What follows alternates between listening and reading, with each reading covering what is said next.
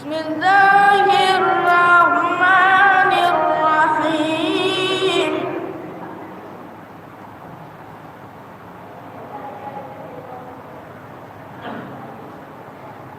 إذا الشمس كورت وإذا النجوم انكدرت وإذا الجبال سيرت وإذا العشار عطلت وإذا الوحوش حشرت وإذا البحار سجرت وإذا النفوس زوجت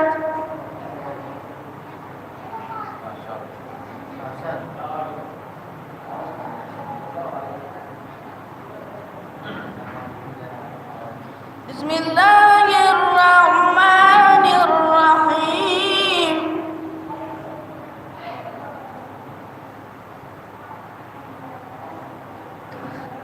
إذا الشمس كورت وإذا النجوم انكدرت وإذا الجبال سيرت وإذا العشار عطلت وإذا الوحوش حشرت وإذا البحار سجرت وإذا النفوس زوجت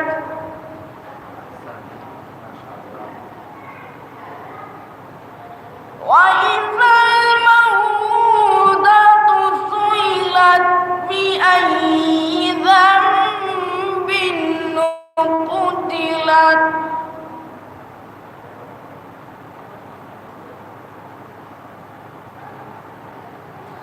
وإذا الموءودة سئلت بأي ذنب قتلت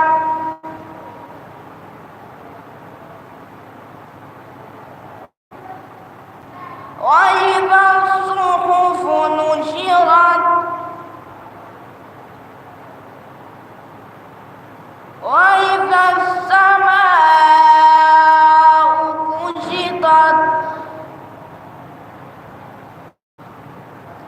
وإذا الجحيم سعرت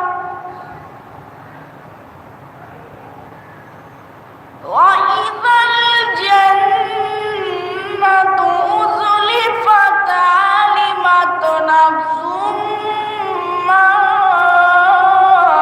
أحضرت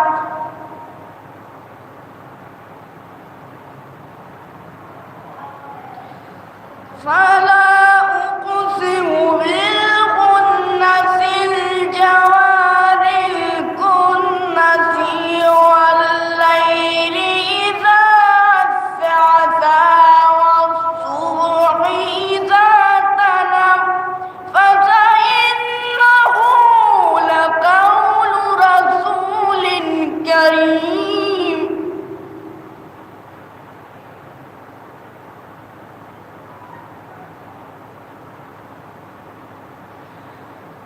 فلا أقسم بالخنس الجوار الكنس والليل إذا عسعس والصبح إذا تنفس إنه لقول رسول كريم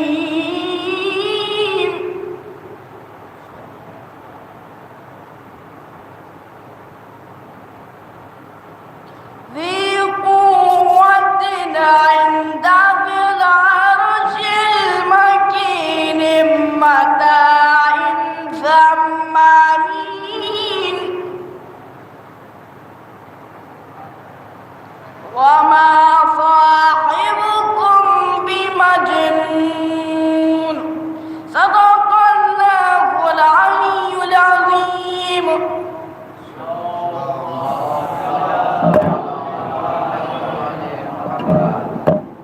حضرات، یہ تھے جواز سرگرموں جو تلاوت کلام پاک بہترین لب و لہجے بہترین انداز میں آپ کی سماعتوں کے حوالے کر رہے تھے۔ آئیے حضرات، اب اس سلسلے کو آگے بڑھاتے ہوئے میں گزارش کروں گا جناب نسیم صاحب اور مظہر عباس اپنے مرید سے کہ آئے سوسخانے کے فرائض کو انجام دیں۔ جو نوجوان بیٹھے ہیں آگے آ جائیں۔ حضر عباس پر محمد والے محمد صلوات۔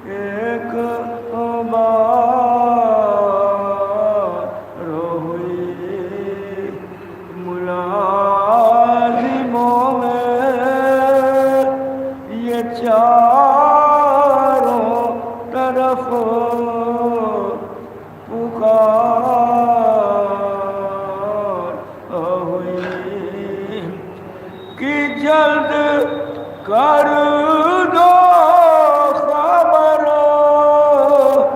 एहतराम को उठे हुजूर आती है कैद सलाम को उठे। ये सुन के कांप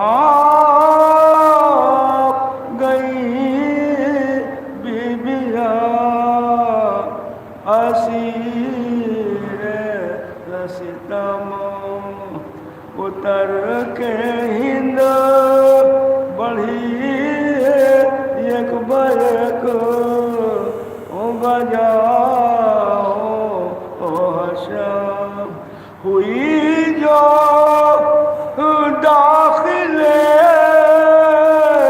जिनादा बदीदे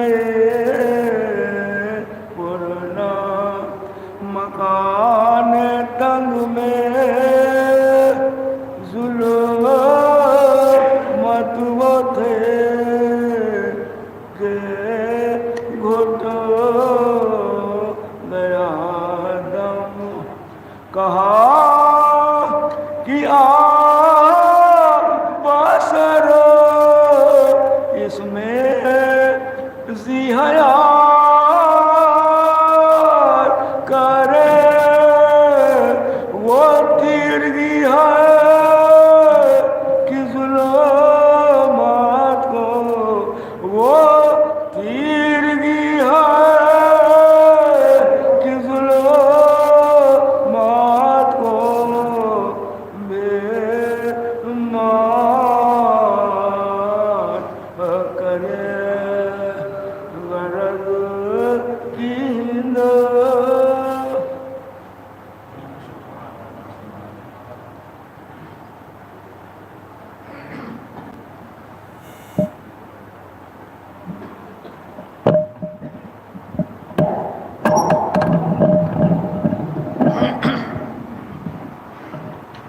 हज़रात, ये थे जनाब नसीम साहब और मज़रूर अब्बास साहब।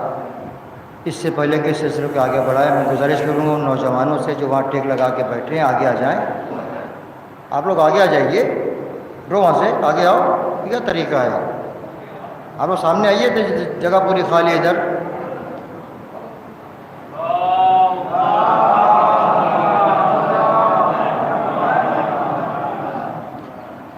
हज़रात,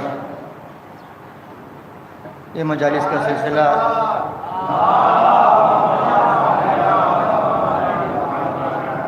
तीन दिनों से लगातार चल रहा है, इंशाअल्लाह 2 दिन और चलेगा। हमने ये मजालिस से, इन प्रोग्राम से हमने क्या सबक लिया ये तो मुझे नहीं पता कि मैंने क्या सीखा है, लेकिन इमाम हुसैन ने जो अपनी अजीम कुर्बानी दी थी करबला के मैदान में, हमें ठीक है, हमें मातम भी करना है, गिरिया भी करना है, लेकिन इमाम हुसैन का मकसद रुलाना नहीं किसी को। इमाम हुसैन ने जो कुर्बानी दी है, जिस मकसद के तहत दिया, हमें उस मकसद को पूरा करना है। और सबसे बड़ा मकसद इमाम हुसैन का जो था कि दीन महफूज हो जाए। दीन महफूज हो गया, मस्जिदों से अजानों की आवाज़ भी आ रही है, कुरान की तिलावत भी हो रही है। और सबसे अहम जो मसला था वो नमाज का। आपने अगर तारीख़ करबला पढ़ी हो, उलमा किराम खुतबा तो सुना होगा आप लोगों ने कि इमाम हुसैन ने ऐसे पुरशोर माहौल में जहाँ तीर चल रहे थे, फ़ौजें कत्ल पर आमादा थीं, इमाम हुसैन ने नमाज कायम करके बता दिया कि कैसा भी माहौल हो, कैसा भी मकाम हो, कैसे भी हालात हो, नमाज क़ज़ा नहीं होनी चाहिए। यही इमाम हुसैन का दर्स है। अगर हम इमाम हुसैन के इस मकसद को अपना लें तो इंशाअल्लाह हम हमेशा कामयाब व कामयाब रहेंगे। दुरूद पढ़े मोहम्मद वाले मोहम्मद।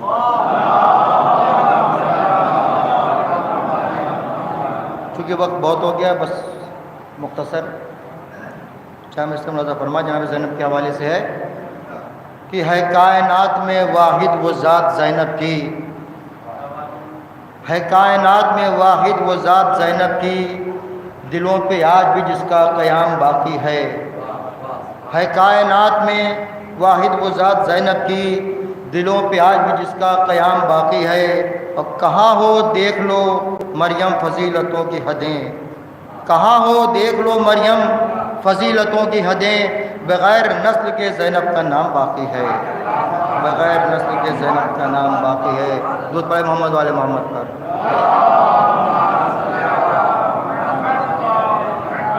حضرات یہ سلام کے چند اشعار ہیں، ایک ایک مصرے پہ اگر آپ غور کریں گے تو محسوس ہوں کہ ملاحظہ فرمائیں، مطلب کہ ہر تیر ہرملا تیرا بیکار جائے گا، ہر تیر ہرملا تیرا بیکار جائے گا، پوتا علی کا کیسے بھلا ہار جائے گا، ہر تیر ہرملا تیرا بیکار جائے گا، پوتا علی کا کیسے بھلا ہار جائے گا، اور جاتا ہے کس کے ساتھ بھلا کون قبر میں، جاتا ہے کس کے ساتھ بھلا کون قبر میں، خاک شفا کے ساتھ عزادار جائے گا، جاتا ہے کس کے ساتھ بھلا کون قبر میں، جاتا ہے کس کے ساتھ بھلا کون قبر میں، خاک شفا کے ساتھ عزادار جائے گا۔ اب بہلول تو بہشت سجا، بہلول تو بہشت سجا اور میں تعزیہ، بہلول تو بہشت سجا اور میں تعزیہ، دیکھیں تو کس طرف کو خریدار جائے گا، بولول تو بہشت سجا اور میں تعزیہ، دیکھیں تو کس طرف کو خریدار جائے گا۔ اور ملاحظہ فرمائے بطور خاص یہ شعر کہ کیا فائدہ چراغ بجھانے سے اے حسین، کیا فائدہ چراغ بجھانے سے اے حسین، جنت سے اٹھ کے کون سمجھدار جائے گا، کیا فائدہ چراغ بجھانے سے اے حسین، جنت سے اٹھ کے کون سمجھدار جائے گا، جنت سے اٹھ کے کون سمجھدار جائے گا۔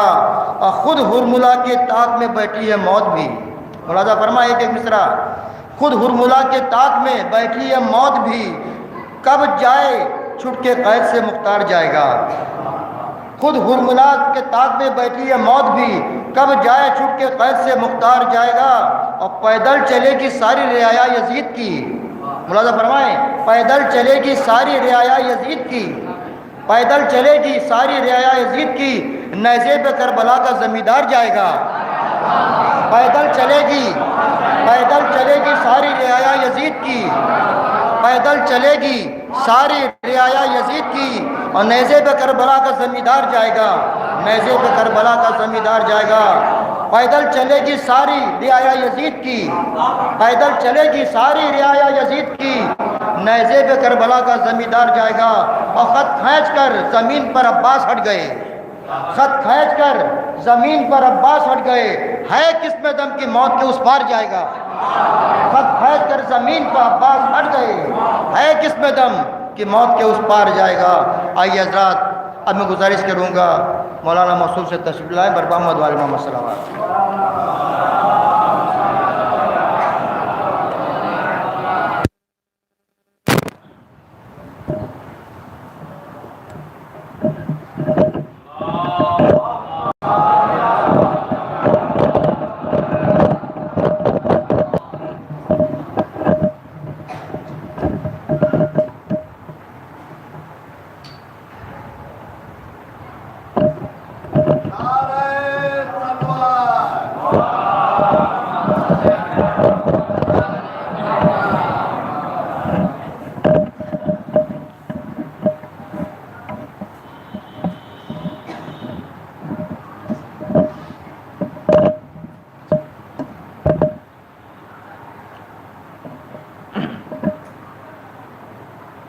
رحم اللہ من قرأ الفاتحہ۔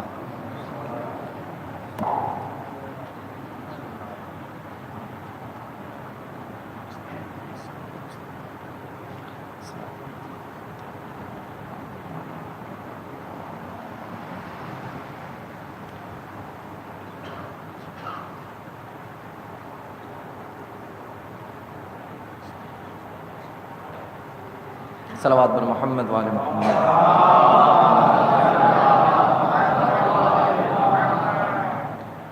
اعوذ باللہ من الشیطان الرجیم، بسم اللہ الرحمن الرحیم، الحمد للہ رب العالمین، الصلاۃ والسلام علی اشرف الانبیاء والمرسلین، سیدنا و نبینا ابی القاسم محمد۔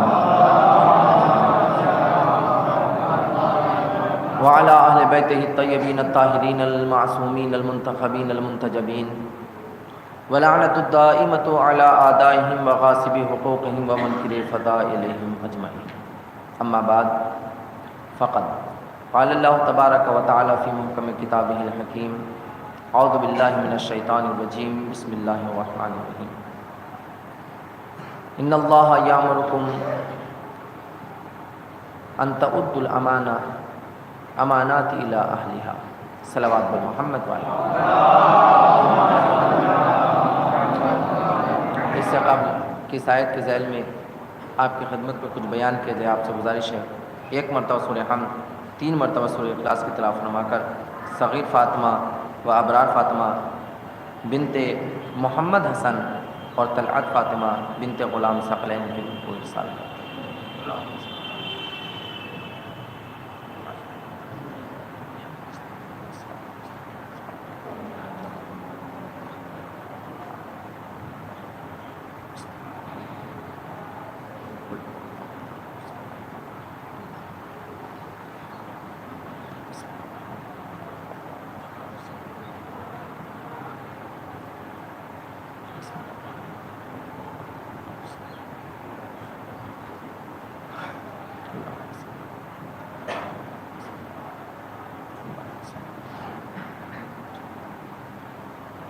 صلوات بر محمد و آل محمد.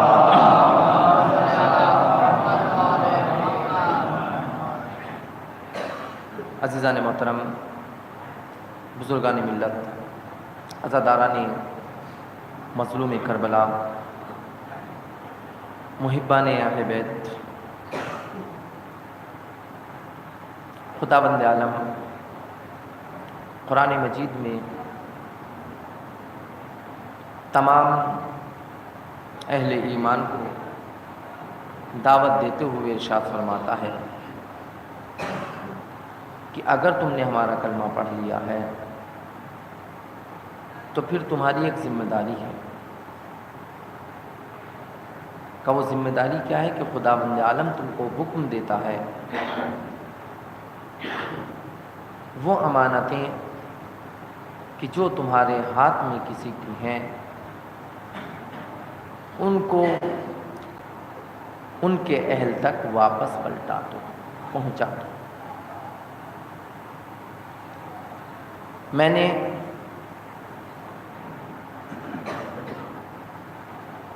ان 2 دن میں جو باتیں آپ کی خدمت میں پیش کی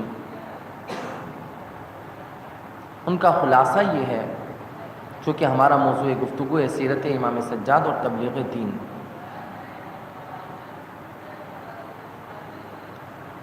اس کا کل خلاصہ، تاکہ جن بھائیوں نے میری کل کی تقریر نہیں سنی یا پرسوں کی، تاکہ ان کے ذہن میں سارے کے سارے مطالب آ سکے کم از کم نکات کے ذہن میں کہ وہ کیا تھے. کسی بھی شخصیت کے اوپر گفتگو کرنے کے لیے، اس کی ذات کو پہچاننے کے لیے ضروری ہے کہ ہم ان کے اہداف اور مقاصد کو پہچانیں. اس لیے کہ ہمارے یہاں ہادی صرف ایک لیڈر بن کے ویسے ہی نہیں آ جاتا کہ لیڈر بن جاؤ، حکومت کرو اور چلے جاؤ. وہ دنیاوی لیڈر ہوتے ہیں جو سروں کے اوپر حکومت کرتے ہیں. ہمارے ہادی اور رہبر سروں کے اوپر حکومت کرنے کے لیے نہیں آئے، دلوں کے اوپر حکومت کرنے کے لیے آئے. سروں کے اوپر حکومت دولت کے ذریعے سے بھی کی جا سکتی ہے، سروں کے اوپر حکومت طاقت کے ذریعے سے بھی کی جا سکتی ہے، لیکن دلوں پر حکومت نہ دولت کے ذریعے سے ہو سکتی ہے نہ طاقت کے ذریعے سے. دلوں پر حکومت کرنے کے لیے کردار ہونا چاہیے.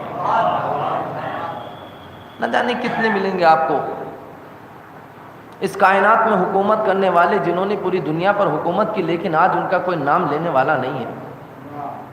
اللہ یہ کیسی شخصیتیں تھی کہ جو ان کے اوپر مٹ گیا اس کا نام آج تک زندہ ہے. تو یہ کردار ہے. جب بات آگے تو میں آپ کی خدمت میں پیش کر دوں، پھر اس کے بعد وہ نکات بیان کروں. ابھی چند سال پہلے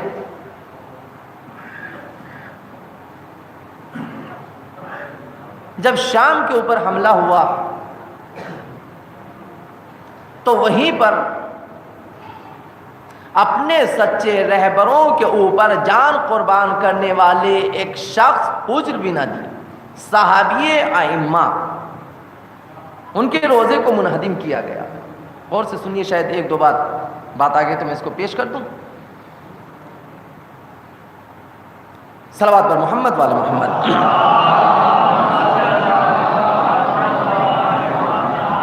لیکن جب یہ بات آئی تو میں اس سے پہلے آپ کی خدمت میں جملہ پیش کرنا چاہتا ہوں۔ میرے عزیزوں، خداوند عالم نے ہم کو بہت سی نعمتوں سے نوازا ہے، اتنی نعمتیں عطا کی ہیں ہم کو کہ ہم اس کی ایک نعمت کا بھی شکر ادا نہیں کر سکتے۔ ہم اس کی ایک نعمت کا بھی شکر ادا نہیں کر سکتے۔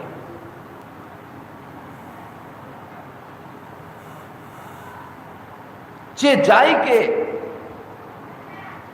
ہم اس کی ہر نعمت کا شکر ادا کریں۔ مثلا خود ایک سانس لے لیجئے، جو ہم ہر لمحے نہ جانے ایک سیکنڈ میں کتنے مرتبہ ہم لیتے ہیں، یا اندر آتی باہر جاتی ہے، اس ایک سانس کا ہم شکر ادا نہیں کر سکتے، اس لیے کہ اس کا احساس تب ہوتا ہے جب انسان مرنے لگتا ہے اور پھر چاہنے والے اس کو ہاسپٹل لے کر جاتے ہیں، اور جب ایک ایک دن کا ان کو چارج دینا پڑتا ہے، تب پتا چلتا ہے ایک سانس کی قیمت کیا ہوتی ہے۔ اور پھر اس میں بھی اس ڈاکٹر کے پیچھے جو بیچارہ پیسہ لے کر، اب وہ بیچارہ کہاں ہے، وہ تو ہم کو نچوڑ رہا ہے، اس کے آگے پیچھے کرتے کرتے سر سارا کا سارا سر اسی کے اوپر قربان کر دیتے ہیں۔ کتنا فراموش یہ بندہ ہے کہ جو کچھ لمحوں کے لیے اس کے چاہنے والے کو زندگی عطا کر دے، اور وہ خدا صادق آل محمد حضرت امام جعفر صادق علیہ السلام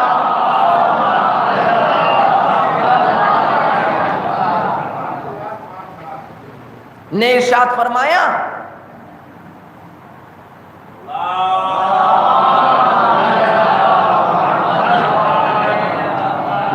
فرمایا، کہ انسان جب اس کائنات میں ماں کے شکم سے باہر آ جاتا ہے، اور آنے کے بعد یہ تھوڑا تندرست ہو جاتا ہے، ہاتھ پیر اس کے چلنے لگتے ہیں، جب یہ اپنے پیروں پر کھڑا ہو جاتا ہے اور کچھ کمانے لگتا ہے، اس کے بعد سوچتا ہے اب سب کچھ ہم ہی ہے، کچھ نہیں۔ اگر ہم اپنے آپ کو سب کچھ نہ سمجھتے بلکہ اپنے خالق کو سب کچھ سمجھتے تو پھر ہماری مسجدیں ویران نہ ہوتی، صبح کے وقت ہماری مسجدیں ہم کو آواز نہ دیتی بند تالوں کے ساتھ۔ صلوات پر محمد والے محمد۔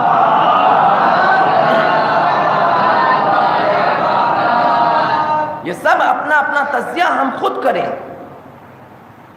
کہ ہمارے یہاں کتنی مسجدیں اور کتنی بند ہیں۔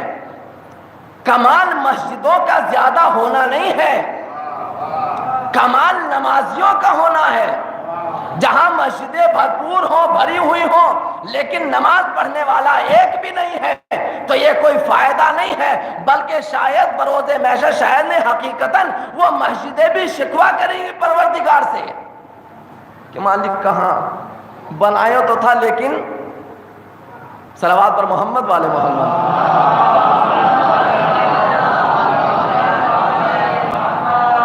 امام نے ارشاد فرمایا کہ یہ بتاؤ، جب تم دنیا میں آ جاتے ہو تمہارے ماں باپ سوچتے ہیں کہ ہم اپنے بیٹے کو کھلاتے ہیں، کہ جو کچھ کر رہے ہیں ہم ہی بچوں کے لیے کر رہے ہیں، اور جب وہ کچھ بڑا ہو جاتا ہے کمانے لگتا ہے وہ سوچتا ہے جو کچھ کر رہا ہوں وہ میں ہی کر رہا ہوں، جیسے کہ ماں باپ کو بھی میں ہی کھلا رہا ہوں جب تھوڑا سا دینے لگتا ہے۔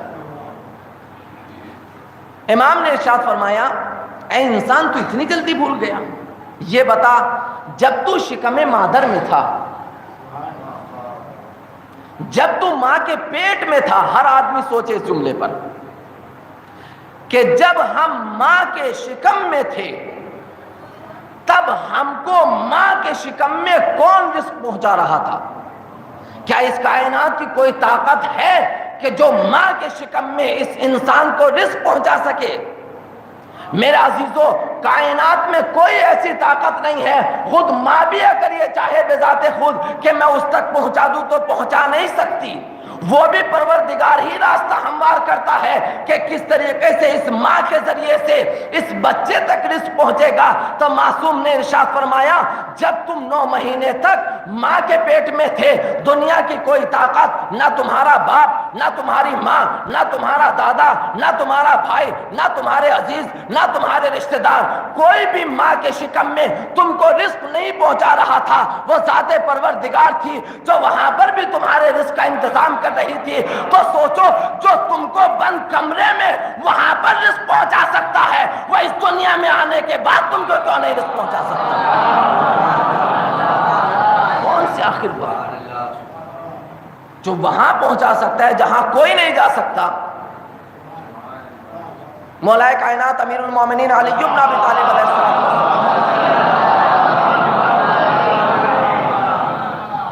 خطبہ دے رہے ہیں۔ خطبہ دیتے دیتے امام نے ایک جملہ کہا کہ ہر شخص کا رزق معین ہے، اس کو مل کر رہے گا، جتنا اس کی قسمت میں لکھا ہوا ہے جس دن کا، اس دن کا اس کو مل کر رہے گا۔ وہیں پر ایک بیچارہ عقل مند، جس کو ہمارے یہاں عقل مند کہا جاتا ہے، وہ بیٹھا ہوا تھا، کھڑا ہو گیا مجمع سے، کالی ہر ایک تک رزق پہنچے گا۔ کہاں؟ پیغمبر نے ارشاد فرمایا، خدا کا وعدہ ہے۔ کہا اچھا علی ایک بات بتائیے۔ کہا کیا؟ کہا اگر ہم کسی انسان کو ایک ایسے گھر میں کہ جس کو ہم نے بہت ہی مضبوط پتھروں سے بنایا ہو، جس میں ایک سوئی بھی جانے کی جگہ نہ ہو، ہم اس انسان کو اس میں بند کر دیں کہ جہاں پر اب کوئی نہیں جا سکتا، کہ بتائیے وہاں پر اس انسان کو رزق کیسے پہنچے گا؟ سوال کرنے والے نے سوال کیا کہ ہم نے ایک انسان کو بند کر دیا ایسے مقام پر کہ جہاں پر کچھ نہیں پہنچ سکتا ہے، وہاں پر بتائیے اس تک رزق کیسے پہنچے گا؟ تو جیسے اس نے سوال کیا، امام تھوڑی دیر کے لیے خاموش۔ جیسے امام خاموش ہوئے، اس نے کہا مولا علی میرے سوال کا جواب دو۔ امام پھر خاموش۔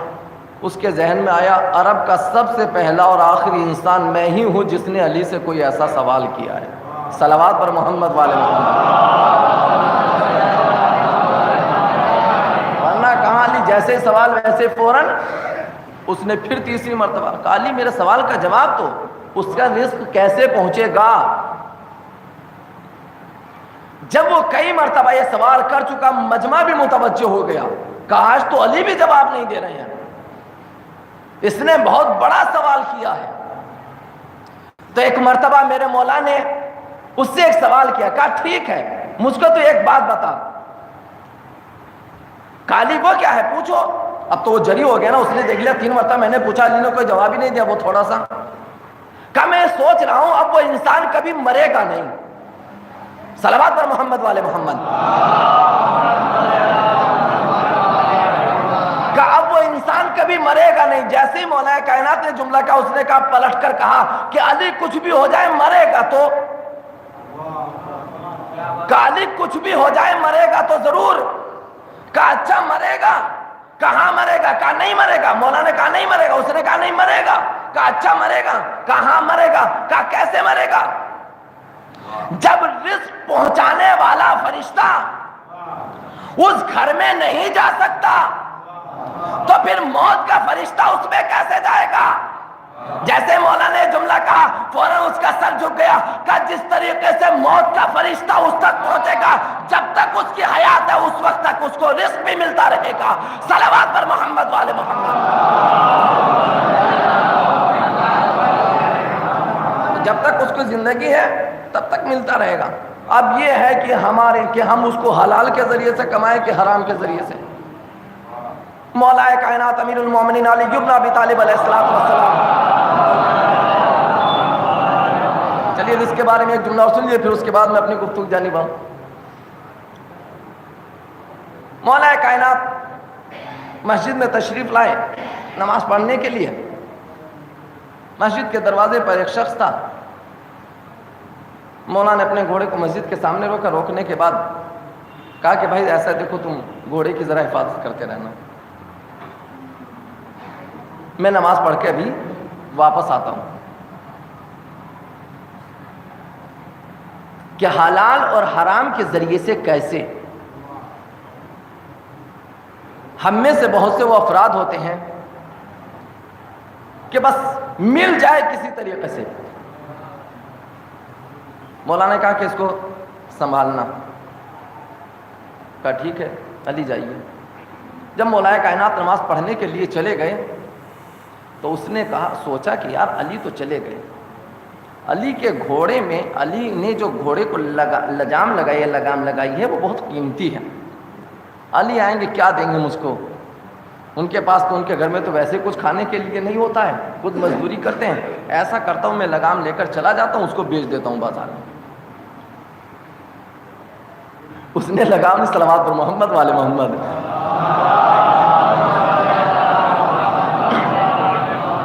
اس نے لگام لی اور لینے کے بعد چلا گیا. جیسے ہی مولا کائنات باہر آئے دیکھا بیچارہ وہ جانور تو کھڑا ہوا ہے, لیکن جو انسان نما جانور تھا وہ وہاں سے فرار اختیار کر گیا, بھاگ گیا. اس سے اچھا تو یہ جانور تھا کہ جو مولا کے انتظار میں کھڑا رہا.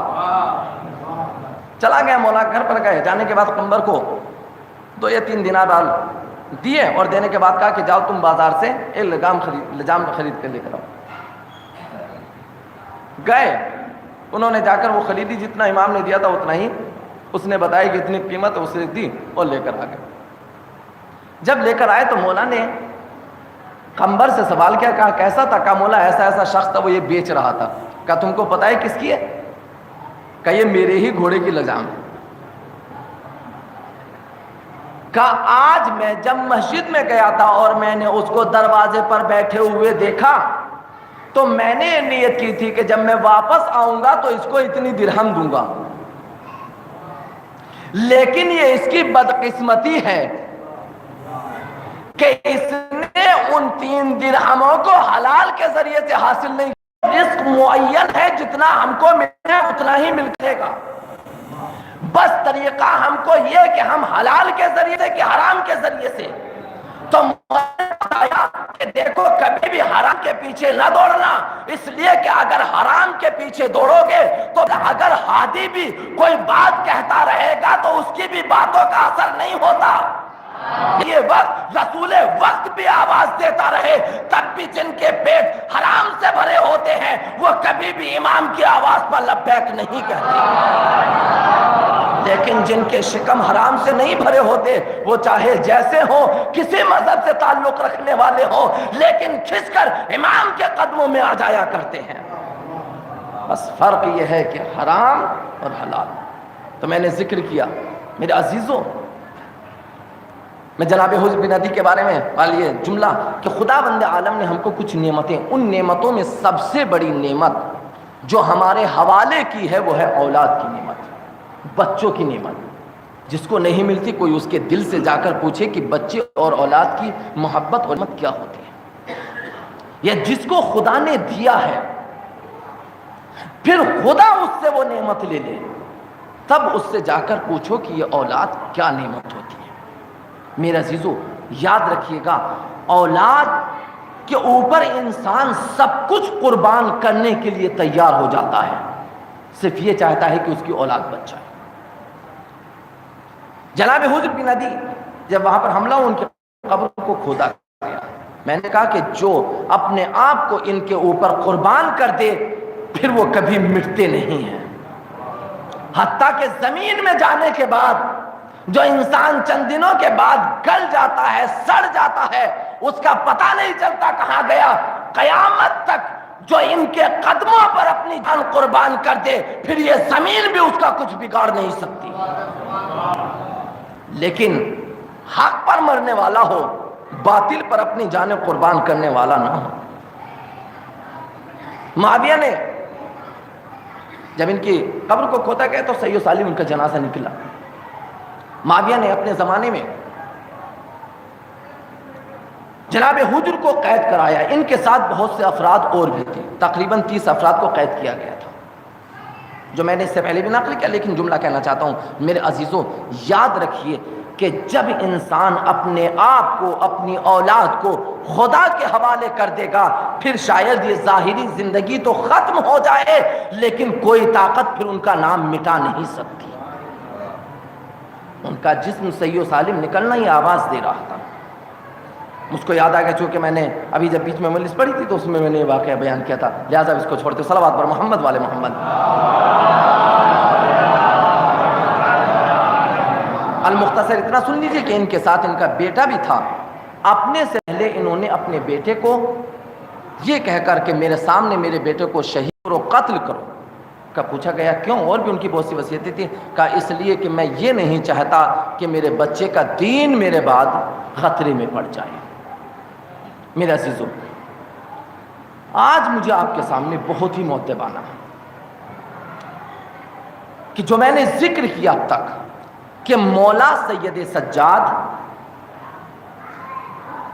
اپنے ساتھ جن کو لے کر چلے تھے، بہت غور سے سنیے گا، اور کچھ بچے تھے یتیم،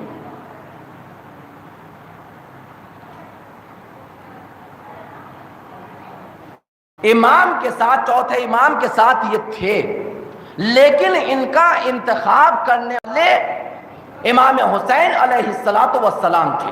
صلوات پر محمد والے محمد۔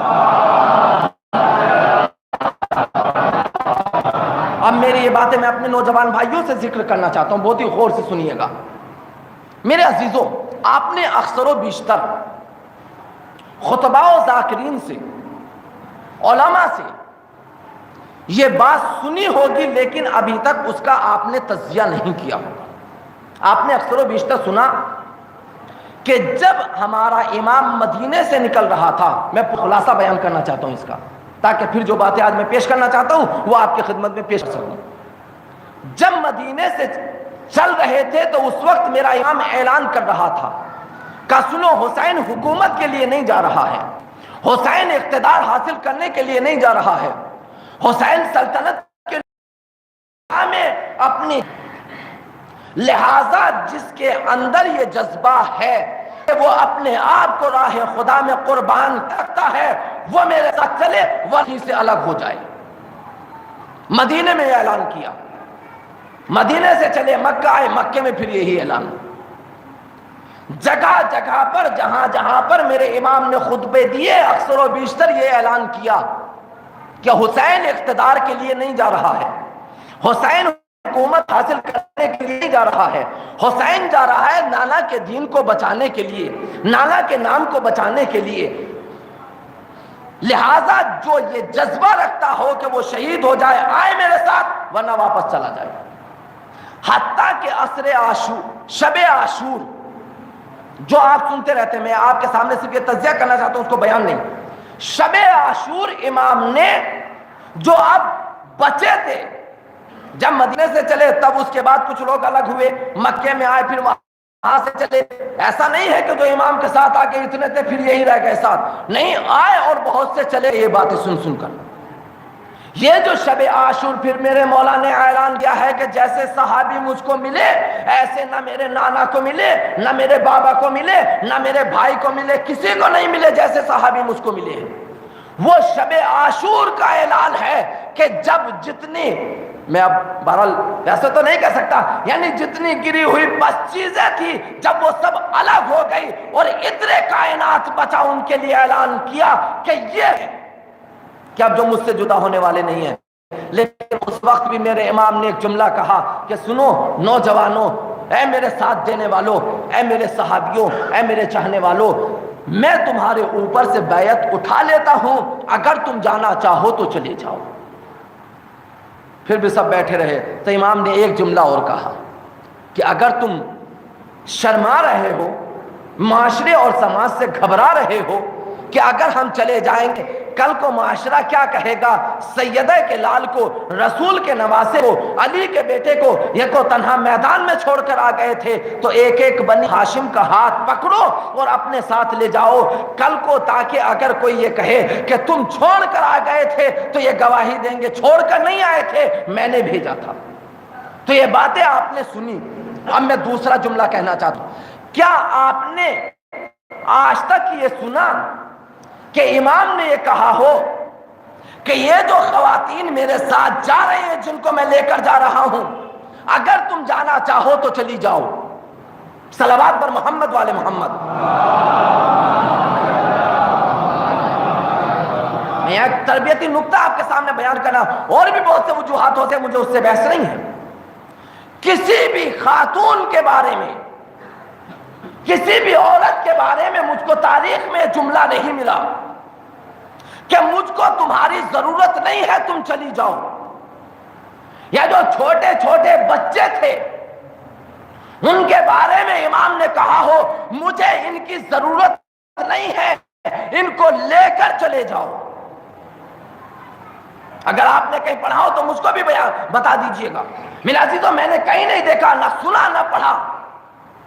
تو جو جنگ میں لڑنے والے تھے، غور سے سنیے گا، یہ میں اپنے ان نوجوانوں سے اور اپنے ان بزرگوں سے کہ جو صاحب اولاد ہو چکے ہیں اور وہ جن کی تمنا یہ ہے کہ وہ صاحب اولاد ہوں، وہ غور سے اس جملے کو سنیں۔ اگر یہ میری آواز میری ماں بہنوں تک پہنچ رہی ہے تو وہ بھی میرے اس جملے کو غور سے سنیں۔ میرے عزیزوں، جو میدان کربلا میں جہاد کرنے والے تھے، جو میدان کربلا میں لڑنے والے تھے، جو میدان کربلا میں دشمنوں کو قتل کرنے والے تھے، ان ہاشم کو بھی لے کر چلے جاؤ۔ بنی ہاشم میں کون ہے؟ جناب علی اکبر بھی ہے۔ کہ اگر یہ نہ بھی ہو اپنے مقصد میں کامیاب ہو سکتا ہے۔ نادان جہاد کربلا عصر عاشور پر ختم نہیں ہوگا، جہاد کربلا شام اور زندان شام پر ختم نہیں ہو جائے گا، یہ قیامت تک باقی رہے گا۔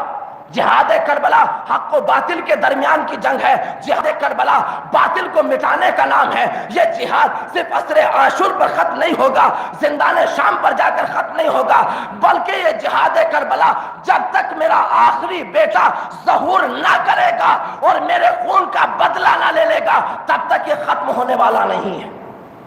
مولا، جب یہ ختم ہونے والا نہیں ہے تو پھر میرے نوجوان بھائیوں، میرے دوستوں، جہاں اور بہت سی وجوہات ہیں ان میں ایک وجہ شاید یہ ہو۔ پہلے میں ایک جملہ کہہ دوں، شاید ہر نوجوان بھائی میرا ہر بھائی، میرا ہر دوست، جتنے بھی نئے چہرے سامنے آتے ہیں، کوئی ہیرو کی شکل میں، کوئی کسی اور شکل میں، جب باہر نکلتے ہیں کچھ دنوں کے بعد، کیا جیسے کسی ہیرو نے کوئی اپنا شکل بنائی، فوراً ہر ایک کہتا ہے اب ہم بھی اسی شکل میں نکلیں گے، اپنا آئیڈیل بناتا ہے ان کو۔ کیا کوئی کھلاڑی اپنا آئیڈیل ہمارا وہ ہم تو اس طرح سے رہیں گے؟ کبھی کپڑوں کا انداز دیکھیے، کیا ہے کہ یہاں سے پھٹی ہوئی ہے، صاحب یہ فیشن چل رہا ہے۔ صلوات پر محمد والے محمد۔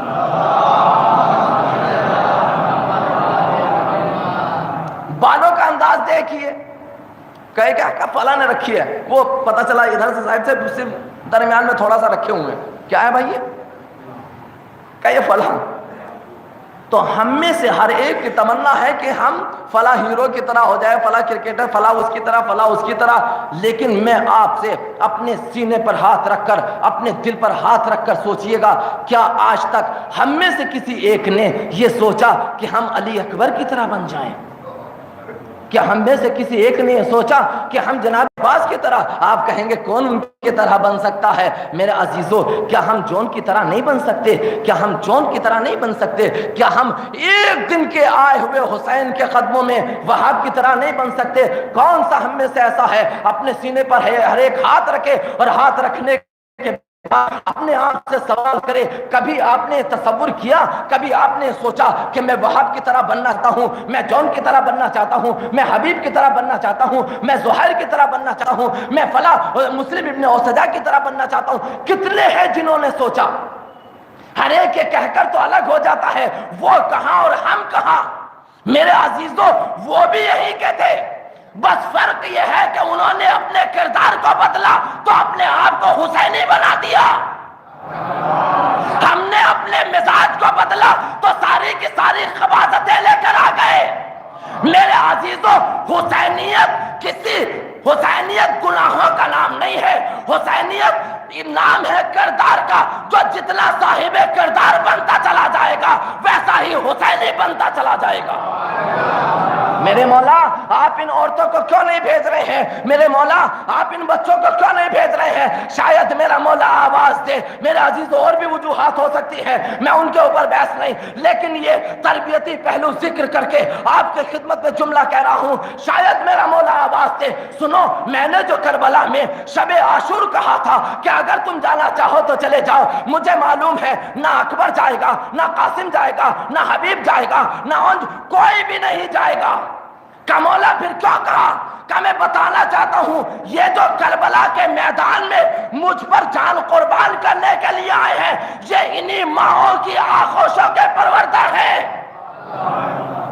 کا مولا ان کی ماؤں کے آغوشوں کے پروردہ ہیں۔ ان عورتوں کو لا کر کہنا کیا چاہتے ہیں؟ کہ میں قیامت تک آ کر اپنے چاہنے والے ہر باپ اور ہر ماں سے کہنا چاہتا ہوں، ہم کو ہر ایک زمانے میں علی اکبر بھی چاہیے، حبیب بھی چاہیے، عون بھی چاہیے، محمد بھی چاہیے۔ زمانے میں پال کر دنیا کو علی اکبر دیتے رہو تاکہ کردار زینبی بھی ادا ہو سکے، کردار اسرا بھی ادا ہو سکے۔ یہ ہے مولا ان بچوں کو کیوں لے کر آئے؟ مولا ان بچوں کی کیا وجہ ہے؟ کیا سبب ہے کہ آپ ان کو لے کر آئیں؟ شاید میرا مولا آواز دے کہ دنیا یہ نہ سوچے، ہمارے چاہنے والے یہ نہ سوچیں کہ تربیت ہوگی جب 7-8 سال کا، 15 سال کا ہو جائے گا۔ نہیں، تربیت تب سے نہیں ہوتی ہے، تربیت شکم مادر میں آنے سے پہلے سے ہوتی ہے، تربیت ابتدا سے ہوتی ہے۔ میرے دوستوں، میرے بزرگوں، میرے بھائیوں، میرے نوجوانوں، یاد رکھیے گا، یہ بچے جو آج کربلا کے میدان میں، جیسا کہ آپ نے اس سے پہلے والی مجلس میں بھی سنا اور میں نے بھی آپ کی خدمت میں پیش کیا، میرے عزیزوں، یہ بچے بولنا جانتے تھے جو کربلا کے میدان میں تھے۔ ان عورتوں کے کہ جو بیوہ ہو گئی تھیں، جن کے بچے قربان ہو رہے تھے، ان کے سینے میں بھی مامتا بھرا دل تھا، لیکن کیوں قربان کر رہی تھی؟ یہ بچہ کوئی کیوں نہیں کہہ رہا تھا سید سجاد سے، مولا اب ظلم برداشت نہیں ہوتا، سر جھکا دیجئے؟ شاید ہر ایک بچہ آواز دے، ہر ایک ماں آواز دے، سنو، ہم قیامت تک آنے والی اپنی کنیزوں کو پیغام دینا چاہتے ہیں، اپنا کردار ایسے بناؤ جیسے ہمارا کردار ہے۔ جب تمہارا ایسا کردار ہوگا تب تمہاری آغوش میں وہ بچے پلیں گے کہ جو امام وقت کے اوپر قربان ہو سکتے ہیں۔ اللہم عجل کہنا بہت آسان ہے، مولا آ جائیے۔ کل میں ایک واقعہ بیان کرنا چاہتا ہوں، اس کو نہیں بیان کیا، بات آگئی تو میں پیش کر دوں۔ میں نے ذکر تھا کہ ایران میں عطر بیچنے، کفن اور یہ ساری چیزیں بیچنے والا تھا۔ 2 شخص اس کے پاس آئے کہ بھائی ہم کو تھوڑا سا کافور اور یہ دے دو، لیکن وہ بیان کرتا ہے، یہ 1001 داستان فارسی میں کتاب ہے، اس میں یہ واقعہ نقل کیا گیا کہ جب وہ آئے تو اس نے دیکھا کہ نورانی، جیسے ہی اس نے ان کو دیکھا، کہا کہ تم کون ہو تم آخر؟ اور اس لباس میں ایسا مجھ کو دیکھ کر لگ رہا ہے کہ جیسے تم ہمارے معاشرے سے بالکل ایک الگ کا کون ہو؟ تمہارے چہرے سے یہ نور کیسے ٹپک رہا ہے؟ تو انہوں نے بیان کیا، آنے والوں نے کیا، ہم امام زمانہ کے چاہنے والے، صلوات پر محمد والے محمد،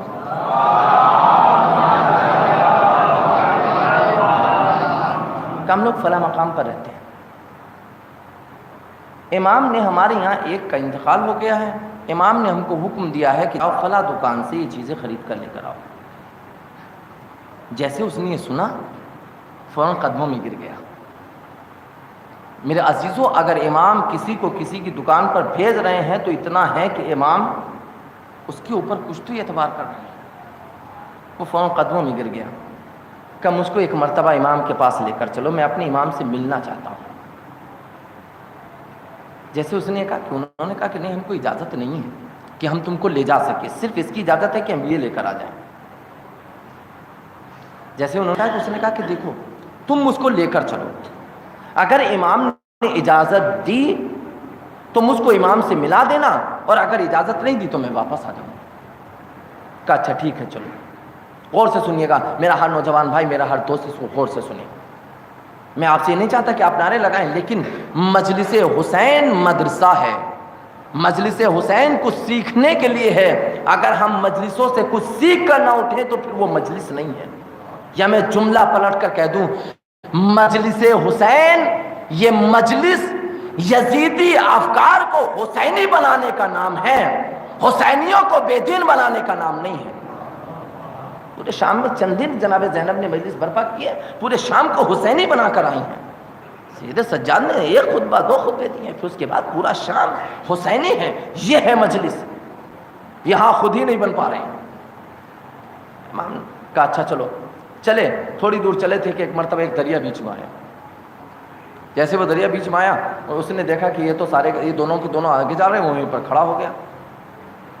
انہوں نے مڑکا دیکھا، کہا بھائی رک کیوں گئے؟ کہا صاحب ایسا ہے، اب میں اس پانی کے اوپر کیسے چلوں گا؟ انہوں نے کہا بسم اللہ کہو اور اپنے امام کا واسطہ تو پانی پر چلو۔ اس نے بسم اللہ الرحمن الرحیم کی اپنے امام کو پکارا اور اس نے دیکھا کہ میں خود بھی پانی کے اوپر چلنے لگا۔ جیسے ہی انہوں نے لکھا کہ جیسے ہی وہ گیا، اب یہ درمیان ہی میں پہنچا تھا کہ ایک مرتبہ اس نے آسمان کو دیکھا کہ بادل منڈلائے۔ جیسے ہی بادل منڈلائے اس نے دیکھا کہ بارش ہونے والی ہے، بارش ہونے لگی، تو اس کا ذہن فوراً اپنے گھر کی طرف گیا۔ کہا میں اپنے مکان کی چھت پر ایک صابن رکھ کر آیا تھا، بارش میں سارا بہہ جائے، صلوات پر محمد والے محمد، وہ بارش میں بہہ جائے گا، سب گل جائے گا۔ تو جیسے اس نے یہ سوچا فوراً کہا اچھا تمہاری کہاں کا، پھر بسم اللہ کا اور مولا کا نام لو، مولا کو مدد کے لیے پکار اور آ جاؤ۔ اب وہ بیان کرتا ہے کہ جب ہم وہاں دریا کو پار کر چکے، وہ خیمے کے اندر گئے، میں خیمے سے باہر کھڑا ہو گیا۔ جیسے ہی وہ اندر گئے، انہوں نے جانے کے بعد کہا کہ مولا وہ ضد کر کے آیا ہے آپ سے ملنے کے لیے۔ تو بیان کرتے ہیں کہ جیسے ہی میں نے ان کی اس گفتگو کو سنا تو مولا نے ایک عجیب و غریب جملہ کہا۔ مولا نے ارشاد فرمایا کہ اس سے جا کر کہہ دو ہمیں ایسے چاہنے والے نہیں چاہیے جن کی فکر ایک صابن میں الجھی رہے۔ صلوات پر محمد والے محمد، کب وہ ہماری کیا مدد کریں گے کہ جو ایک صابن میں فوراً جہاں بارش ہوئی تھوڑی سی فوراً ذہن پہنچ گیا وہاں پر، ہم کو ایسا چاہیے۔ ابھی ہم میں سے ہر ایک سوچے کہ ہم کتنے ہیں کہ جو اپنے امام کو بلا رہے ہیں۔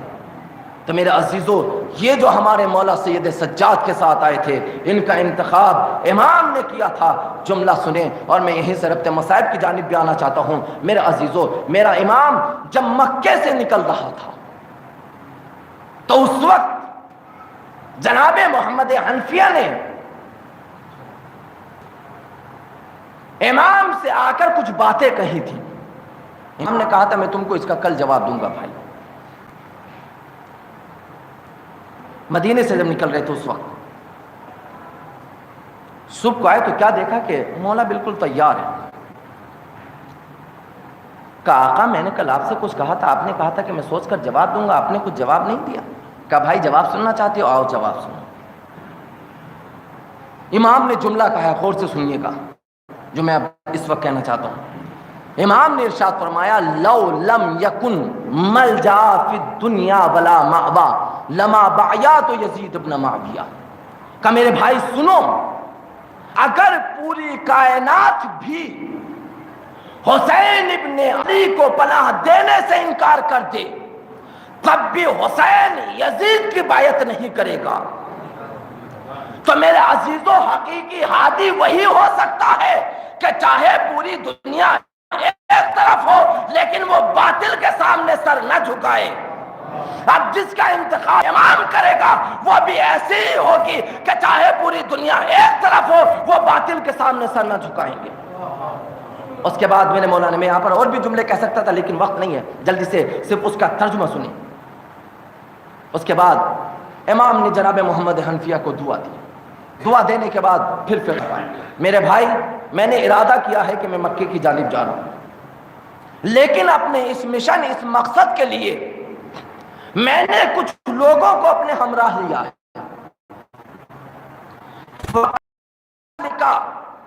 انا وَأَخِي وَبَنُو أَخِي وَشِيعَتِي.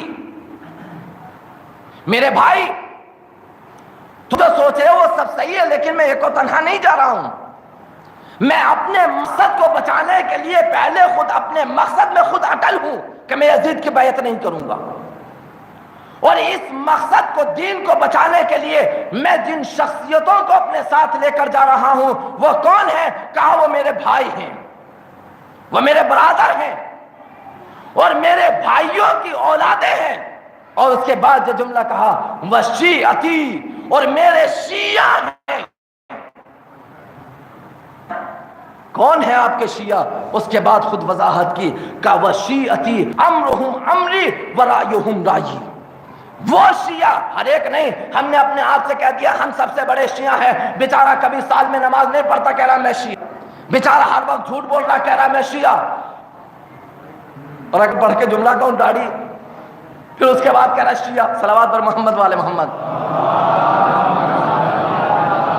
امام نے جملہ کہا کہ کون کن شیعوں کو میں لے کر جا رہا ہوں, کہ امرہم امری ورائیہم رائی. وہ شیعہ کہ جن کے سوچنے کا انداز حسین ابن علی کے سوچنے کا انداز ہے, جن کے فکر کرنے کا انداز وہی انداز ہے جو حسین ابن علی کا ہے, جن کا کردار وہی کردار ہے جو حسین ابن علی کا کردار ہے. میرے عزیزو, میں یہاں پر شیعوں کی فضیلت میں اور جن کو امام نے منتخب کیا تھا ان کے لیے ایک ہی جملہ کہہ سکتا ہوں. اہل بیت اطہار وہ ہیں کہ جن کے بارے میں خداوند عالم نے ارشاد فرمایا وما تشاؤون الا ان یشاء اللہ. اہل بیت وہ ہیں کہ جو کچھ سوچتے ہی نہیں ہے مگر وہی کہ جو مرضی پروردگار ہوتی ہے. اور حسین غریب نے ارشاد فرمایا میں جن کو لے کر جا رہا ہوں وہ بھی کچھ سوچتے ہی نہیں ہے, صرف وہی سوچتے ہیں کہ جو ہماری فکر ہے.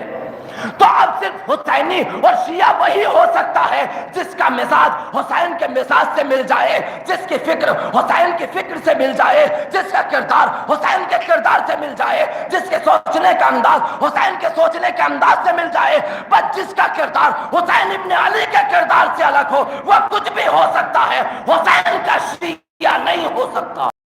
امام نے کہا میں ان کو لے کر جا رہا ہوں کہ جو ایسے ہی سوچتے ہیں جیسے میں سوچتا ہوں, جو وہی کام کرتے ہیں جو حسین کریں گے. میرے دوستوں, میرے بزرگوں, میرے بھائیوں, یہ ہے حسینیت جو آواز رہی ہے کربلا کے میدان میں کہ ہم کو ایسے شیعہ چاہیے, ہم کو ایسے محبت کرنے والے چاہیے. میرے عزیزوں, محبت کرنے والے آپ کو بہت سے ملیں گے لیکن محبت میں مرنے والے بہت کم ملیں گے. زبان سے دعویٰ بہت آسان ہے لیکن حقیقت میں عشق اور محبت کرنا بہت سخت ہے۔ جب انسان کسی سے عشق کرتا ہے تو پھر وہ اپنے بارے میں نہیں سوچتا، جو کچھ سوچتا ہے اپنے محبوب کے بارے میں سوچتا ہے، اس کو کوئی فکر نہیں ہوتی۔ یہاں تو ہم ہیں کہ جو صرف جن کا ہدف ایک ہے، میں کسی کو نہیں کہہ رہا ہوں، میں اپنے آپ کو، آپ اپنے گریبان میں جا کے، میں اپنے گریبان میں بار بار یہ جملہ کہتا ہوں میرے عزیزوں، ہمارا تو روزمرہ کا کام یہ ہے کہ اگر کوئی ہمارے قوم سے اٹھ رہا ہے ہم اس کی ٹانگ پکڑ کر کھینچ دیں کہ کیوں اوپر جا رہا ہے۔ شیعت اس کو نہیں کہتے، حسینیت اس کو نہیں کہتے کہ جو اپنوں ہی کا گلا گھونٹنے کے اوپر تیار ہو جائے۔ شیعت کہتے ہیں اپنی جان کو دوسروں کے اوپر قربان کرنے کے، جو اپنے آپ کو مٹا دے دوسروں کو بچانے کے لیے، وہ ہے شیعت۔ میرے عزیزوں، میرے دوستوں، میرے بزرگوں، میرے بھائیوں، میرے نوجوانوں، شاید آپ کو گرا گزرے، لیکن یہ پیغام ہمارے اور آپ کے سب کے لیے ہے۔ آپ سوچیں گے بھلا کیسے ایک انسان اپنے آپ کو بھول سکتا ہے، گم ہو سکتا ہے، کھو سکتا ہے۔ مجھے غزل کا شعر، میرے عزیزوں، کبھی آپ اگر محبت کا اندازہ کرنا چاہتے ہیں کہ محبت کس کو کہتے ہیں، آپ ماں کو دیکھیے، خصوصاً ماں کو، ماں کی محبت اپنی اولاد کے بارے میں۔ قسم خدا کی، ماں کی محبت وہ محبت ہوتی ہے کہ اپنے آپ کو قربان کر دیتی ہے، لیکن چاہتی یہ ہے کہ میرا بچہ بچ جائے، میرے بچے کو حیات مل جائے۔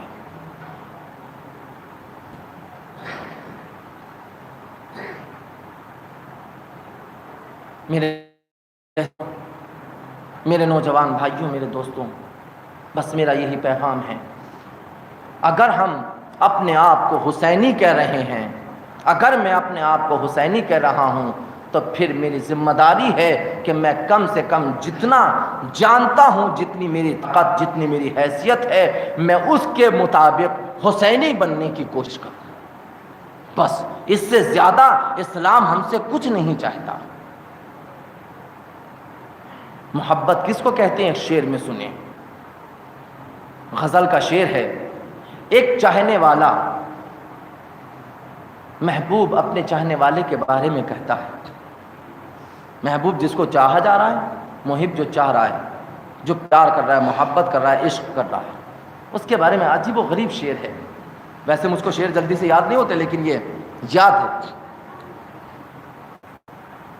وہ یہ محبوب کہہ رہا ہے کس کے بارے میں؟ جو محبت کر رہا ہے، جو محبت کا دعویٰ کر رہا ہے، عشق کا دعویٰ کر رہا ہے، اس کے بارے میں، وہ سر بھی کاٹ دیتا تو ہوتا نہ کچھ ملال۔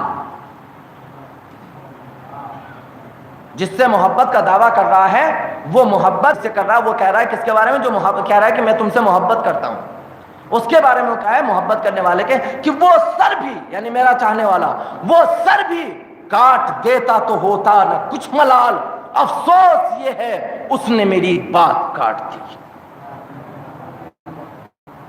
وہ سر بھی کاٹ دیتا تو ہوتا نہ کچھ ملال، افسوس اس نے میری بات کاٹ دی۔ میرے عزیزو، جو حقیقت ہوتا ہے اس کو اس چیز کا احساس نہیں ہوتا کہ سر و تن میں جدائی ہو جائے، اس کو احساس اس بات کا ہوتا ہے کہ مجھ سے محبت کرنے والے نے میری بات کاٹ دی۔ اور اس کا اندازہ آپ ماں باپ کی محبت سے لگائیے، جب بیٹا جوان ہو جائے اور پھر ماں باپ کی محبت کو نہ مانے، ان کی بات کو نہ مانے، تو ان ماں باپ کو اتنا احساس ہوتا ہے۔ میرے عزیزوں، میں ختم کر رہا ہوں اپنی گفتگو کو، لیکن یہ کہتے ہوئے یاد رکھیے، حسین ابن علی اپنے ساتھ جوانوں کو لے کر بھی چلے تھے، یہ پیغام دینے کے لیے کہ ہم کو ایسے جوان چاہیے۔ حسین ابن علی عورتوں کو بھی لے کر چلے تھے، یہ پیغام دینے کے لیے ہم کو ایسی عورتیں چاہیے، ہم کو ایسی مائیں چاہیے کہ جن کی آغوش میں پروان چڑھ کے کوئی علی اکبر بنے، کوئی عباس بنے، کوئی قاسم بنے، کوئی حبیب بنے، کوئی مظاہر بنے، اور جن کی آغوش میں پل کر ان بچوں کو لے جا کر بتایا تم تربیت کا انتظام پہلے سے کرو، ان کے بڑے ہونے کا انتظار نہ کرو۔ میرے عزیزوں، میرے دوستوں، میرے بزرگوں، میرے بھائیوں، میں نے آپ کی خدمت میں پیش کیا کیسے تھے امام سے محبت کرنے والی یہ مائیں والی عورتیں کہ بچے موت کی آغوش میں سو رہے تھے لیکن ان کو خیال تھا تو اپنے امام کا خیال تھا. اگر ان کو خیال تھا تو اپنے امام کا خیال تھا. میرا بچہ قربان ہوتا ہے تو ہو جائے لیکن امام تھوڑی دیر کے لیے بچہ ہے. ایک عورت کے لیے یا اس کا شوہر سب کچھ ہوتا ہے یا اس کی اولاد سب کچھ ہوتی ہے لیکن اللہ کون سا جذبہ تھا کربلا کی ماؤں کے سینے میں. کچھ دیر مصائب پڑھوں گا اس کو غور سے سنیے. اگر ہو سکتا ہے تو آنکھوں سے آنسو، جب آنسو نہ نکلیں تو فرش عزا پر بیٹھ کر دعا کیجئے پروردگار ہمارے ان گناہوں کو معاف کر دے کہ جو ہماری آنکھوں سے آنسو نہیں نکلنے دیتے.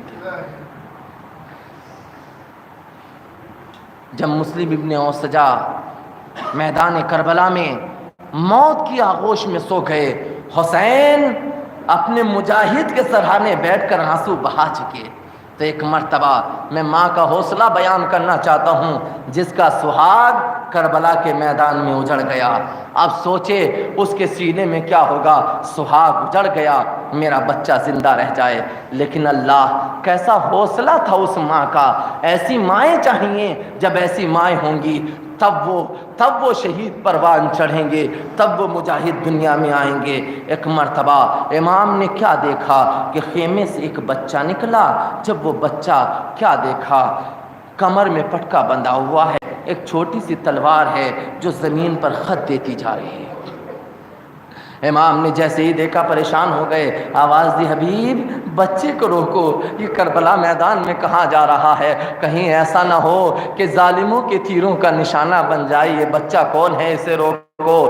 حبیب آگے بڑھے، بچے کو لے کر آئے. کہا بیٹا تو کہاں جا رہا ہے. کہا مولا کربلا کے میدان میں حوصلہ ذکر کرنے کے بعد عزیزو جیسے ہی یہ بات کہی، ایک مرتبہ امام نے کہا بیٹا تو کس کا لال ہے، تو کس کا بیٹا ہے. ایک مرتبہ بچے نے اشارہ کر کے کہا آقا میں اس مجاہد کا بیٹا ہوں. جیسے ہی حسین نے سنا ایک مرتبہ لرز کے تڑپ گئے. ہائے اللہ حسین اتنا مجبور. ایک مرتبہ امام نے کہا بیٹا تیری ماں کے لیے تیرے باپ کا غم کافی ہے.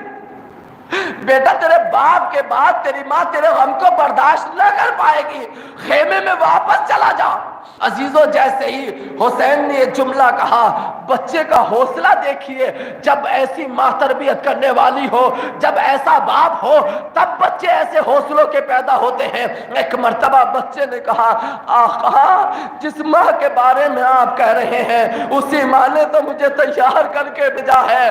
جیسے ہی بچے نے جملہ کہا خیمے سے ایک آواز آئی، آقا بیوہ کے ہدیے کو رد نہ کیجیے.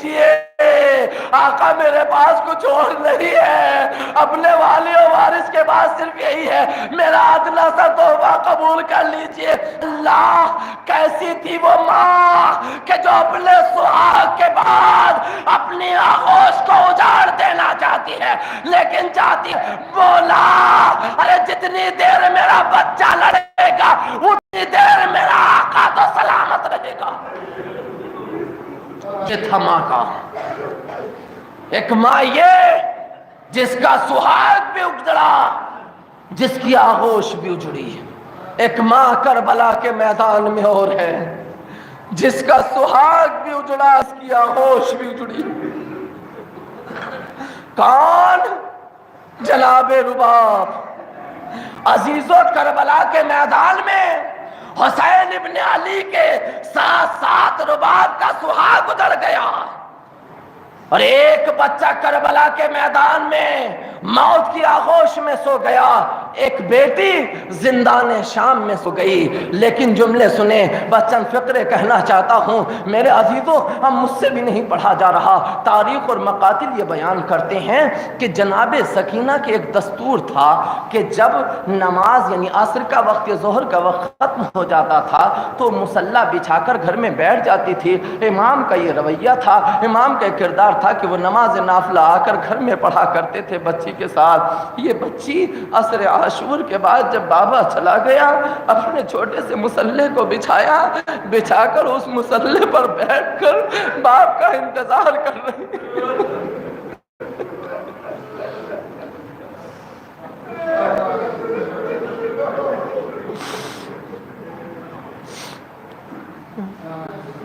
مسلح بچھایا، باپ کا انتظار کرنے لگی۔ جب تھوڑی دیر گزری ایک مرتبہ مسلح سے اٹھی، اپنی ماں کے پاس آئی، اماں میرا بابا ابھی تک نہیں آیا، اماں میرا بابا تو کبھی اتنی دیر نہیں کرتا، میرا بابا نہیں آیا، اماں میرا بابا کہاں ہے؟ ماں نے بچی کو سینے سے لگایا، میری لال تیرا بابا آتا ہوگا۔ بچی پھر جا کر مسلح پر بیٹھ گئی، تھوڑی دیر کے بعد پھر اٹھی، لیکن ہم ماں کے قریب نہ گئی، اپنی پھوپھی کے پاس آئی، پھوپھی اماں زینب میرا بابا ابھی تک نہیں آیا، پھوپھی اماں میرا بابا کہاں ہے؟ اس کی کوئی خبر تو لا۔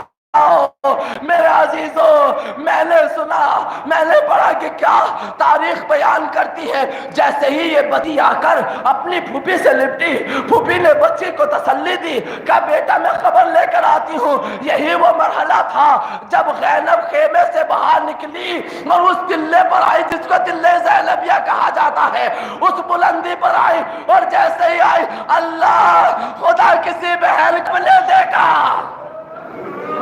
میرے عزیزوں، خدا نہ کرے کسی بہن سے اس کا کوئی بھائی بچھڑ جائے، لیکن ہائے اللہ زینب کی مجبوری، ارے ایک بھائی نہیں 18 بھائیوں کے جنازے پر رونے والی بہن۔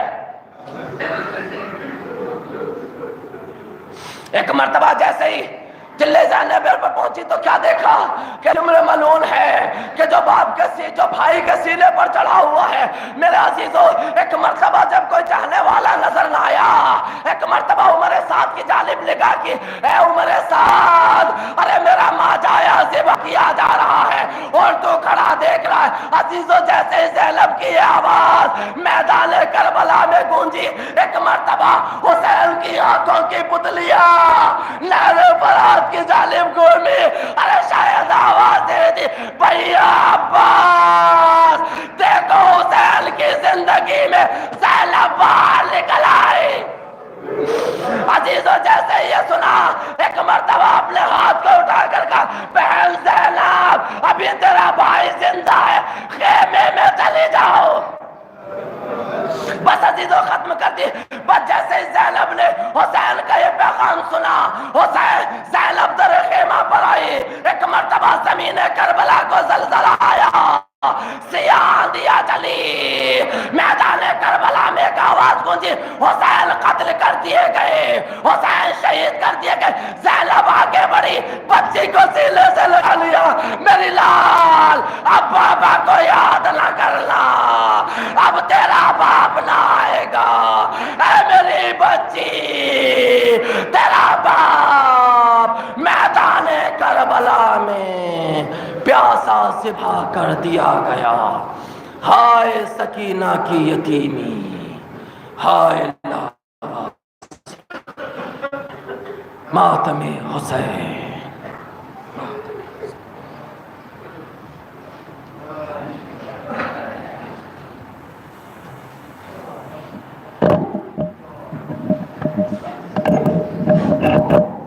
ماتم حسین، یا حسین۔ اب آپ کے سامنے نواب خوانی کرنے کے لیے میں گزارش کروں گا جناب تنظیم صاحب سے آئیں، نواب پیش کریں۔ آپ آزاد مل جل کر ماتم کو، جو نوجوان پیچھے گزارش ہے کہ آگے آ جائیں، ایام ازاں ہے، دل کھول کر ماتم کریں، بی بی فاطمہ کو ان کے مظلوم بیٹے کا پرسہ دیں۔ یا حسین،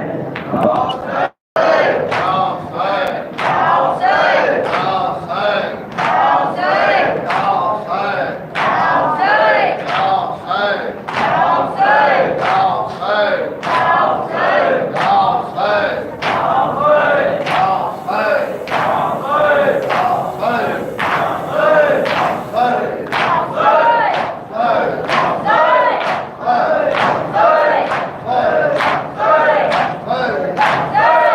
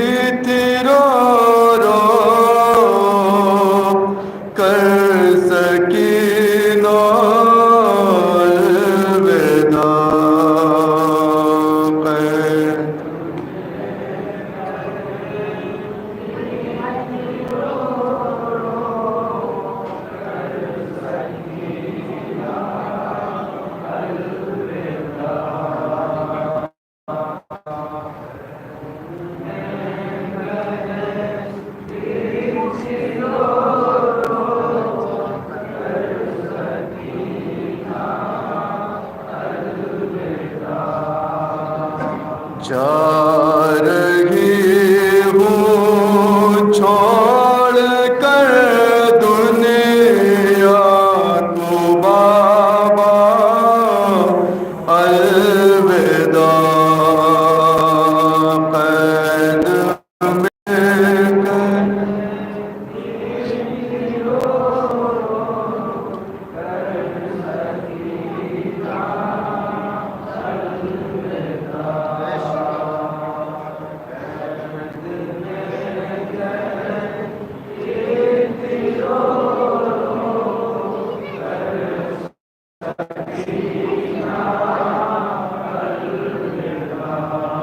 قید میں کہتی تھی رو رو کر سکینہ الوداع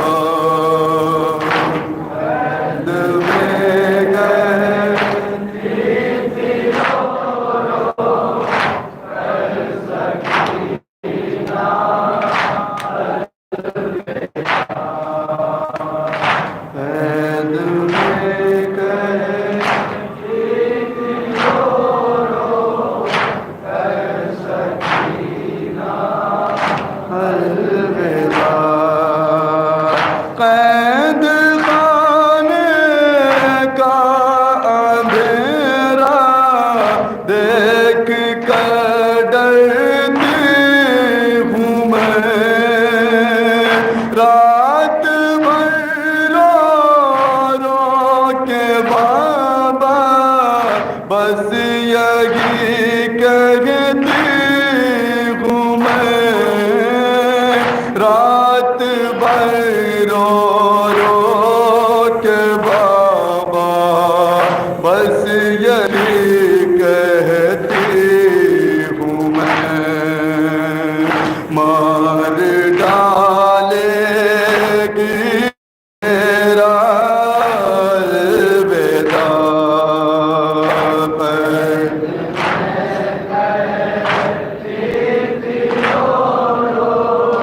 کر سکینہ قید میں کہتی تھی رو رو کر سکینہ الوداع نیند آتی ہی نہیں بابا کے سینے کے بغیر یہ دعا کرتی ہوں ہر بیٹی رہے بابا بخیر یہ دعا کرتی ہوں ہر بیٹی رہے بابا بخیر کس طرح بالی سکینہ سوئے تنہا الوداع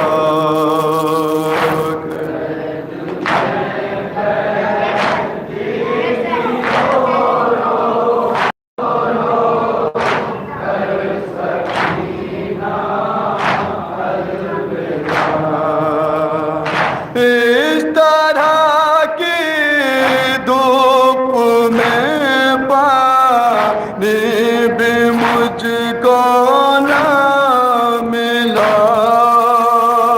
کون ہے اپنا یہاں کی سے کروں شکوہ گلا کون ہے اپنا یہاں کی سے کروں شکوہ گلا پیاس کی شدت سے پھٹتا ہے کلیجہ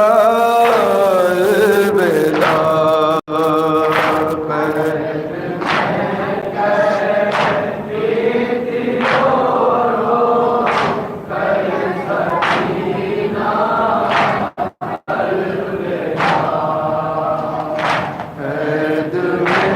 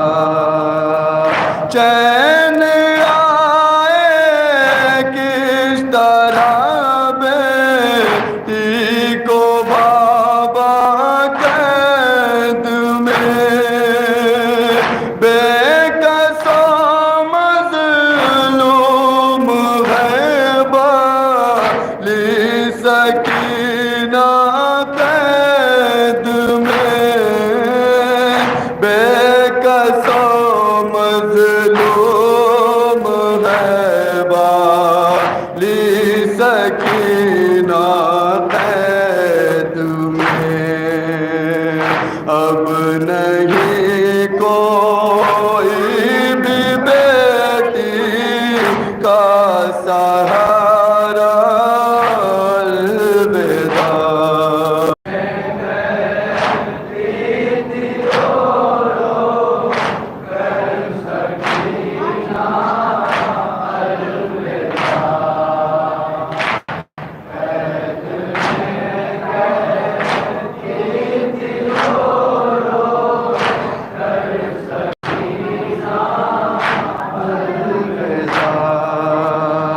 عابد بیمار بولے دیکھ کر جام گھر، تازیان پشت پر بچی کے گردن میں رسن، تازیان پشت پر بچی کے گردن میں رسن، اب نہیں اٹھے گا مجھ سے اور صدمہ، الوداع۔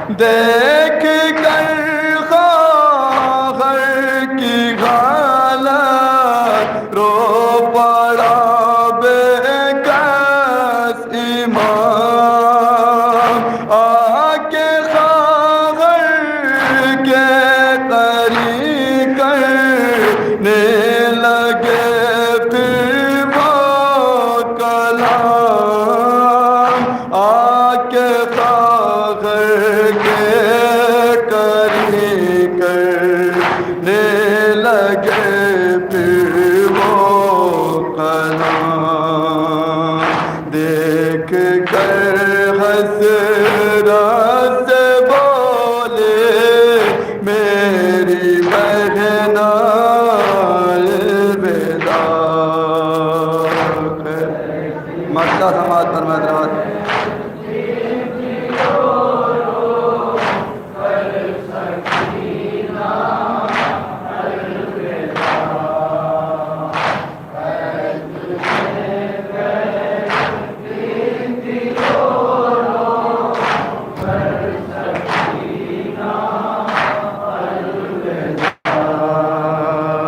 اس گھڑی تنظیم کیا آنکھوں سے آنسو تھے رواں، رو پڑا رضوان اور رونے لگا سارا جہاں،